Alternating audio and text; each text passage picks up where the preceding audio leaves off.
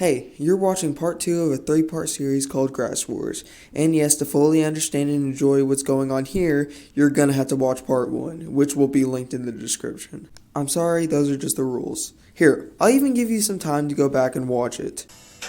Welcome back! Now, let's truly get into part 2. So if you remember, Sensei Monkey's Pizza was heavily outnumbered against the Clay guys, so the race was on to see who could recruit the Flower Girls. It was a battle of persuasion, but eventually Sensei Monkeys came out on top. Now that we had it around an equal army, we continued to just throw grass at each other. It's called Grass Wars for a reason.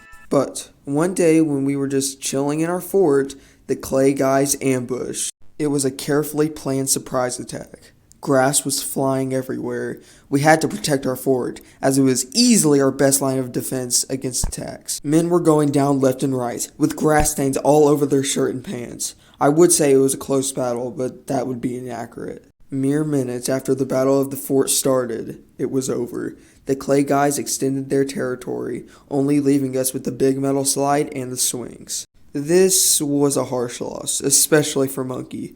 That was his building after all. But we weren't out yet. We learned to use our territory to the fullest. We turned the swings into our own miniature fort. It may not have had walls, but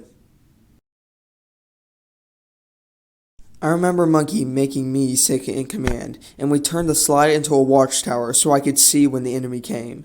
Even though we had little to no territory, we used what we had to keep enemies out. We realized that if we wanted to have a chance at winning this war, we were going to need more people. So we recruited the first graders, half of them to go to the public domain field and pick grass to put in big buckets, and half of them wanted to be guard dogs for some reason. At this point, nobody wanted the war to continue, at least from what I remember. So we started to make a way for there to be a peaceful end to the war. And after Monkey talked it over with Clay, it was settled. I would write the peace treaty, and we would sign it right where it all began, that little sidewalk next to the field. Me and Monkey would be there, along with Happy, who threw the first blade of grass. Then Clay would be there, along with the first person Happy threw grass onto. But one other person would attend the signing. This man did not want peace. This man wanted chaos. This man wanted the war to rage on as long as he had breath in his lungs. This man wanted Grass Wars.